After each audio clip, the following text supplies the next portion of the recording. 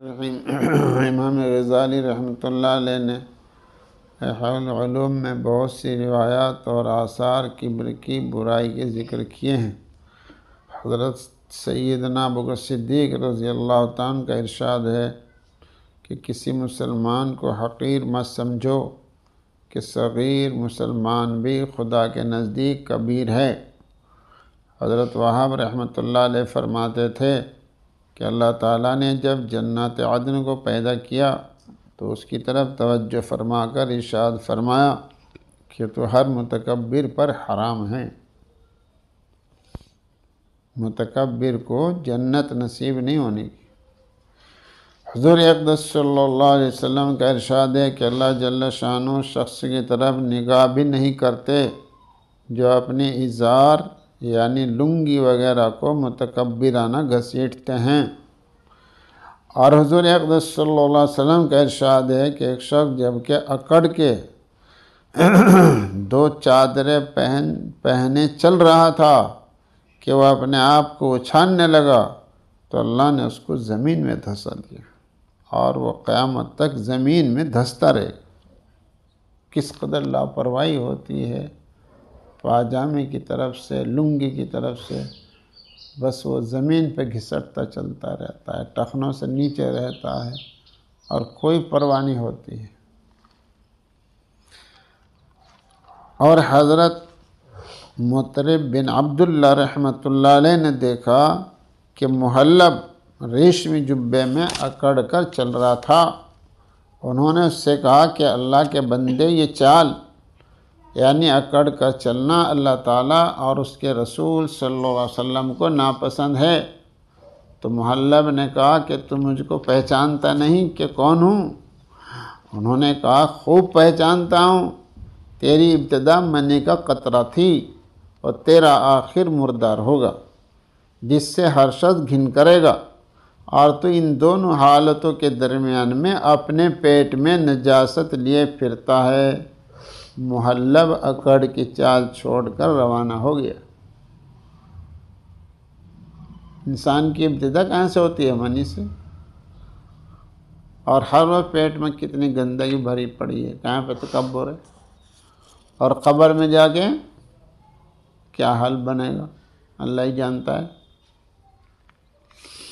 حضرت عمر رضی اللہ تعالیٰ کا ارشاد ہے کہ جب بندہ تواضع اختیار کرتا ہے تو اللہ تعالیٰ اس کا مرتبہ بلند فرماتے ہیں اور فرماتے ہیں بلند ہو، اور جب تکبر کرے اور حد سے بڑھے تو اللہ تعالیٰ اس کو گراتے ہیں اور فرماتے ہیں کہ تو ذلیل ہو۔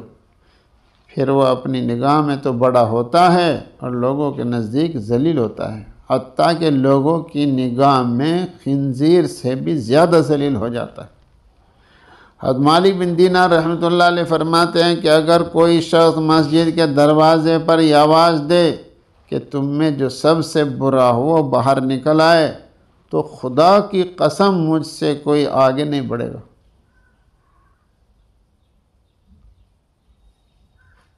میں کیا سمجھتا ہوں اپنے آپ کو؟ ساری مجلس میں مجھ سے زیادہ برا کوئی نہیں۔ حضرت عبداللہ بن مبارک رحمۃ اللہ علیہ کو جب یہ مقولہ پہنچا تو فرمایا اسی بات نے تو مالک کو مالک بنا رکھا ہے۔ اللہ اکبر کبیرہ۔ تکبر کفر سے بھی زیادہ سخت ہے اور قبول حق میں سب سے بڑا معنی ہے۔ اصل تکبر تو کہتے ہی حق کو ٹھکرا دینا۔ تکبر ایک اعتبار سے کفر سے بھی اشد ہے، اس لیے کہ کفر بھی دراصل کبر ہی سے پیدا ہوتا ہے۔ قرآن پاک کی کثیر آیات اس کی شاہد ہے۔ قال الذین استکبروا انا بالذی آمنتم بہ کافرون۔ متکبرین نے مومنین سے کہا کہ تم جس بات پر ایمان لاتے ہو ہم تو قطعاً اس کے منکر ہیں۔ ابلیس کو اسی تکبر نے کافر اور شیطان بنایا، چنانچہ ارشاد ابا واستکبر وکان من الکافرین۔ اس نے نہ مانا اور تکبر کیا اور وہ کافروں میں سے ہو گیا۔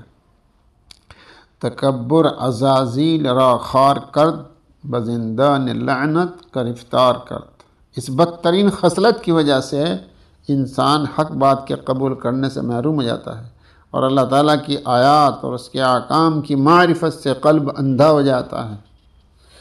اللہ تعالیٰ فرماتے ہیں ساسرون آیاتی الذین یتکبرون فی الارض بغیر الحق، میں ایسے لوگوں کو اپنے احکام سے برگشتہ ہی رکھوں گا جو دنیا میں تکبر کرتے ہیں جس کا ان کو کوئی حق نہیں۔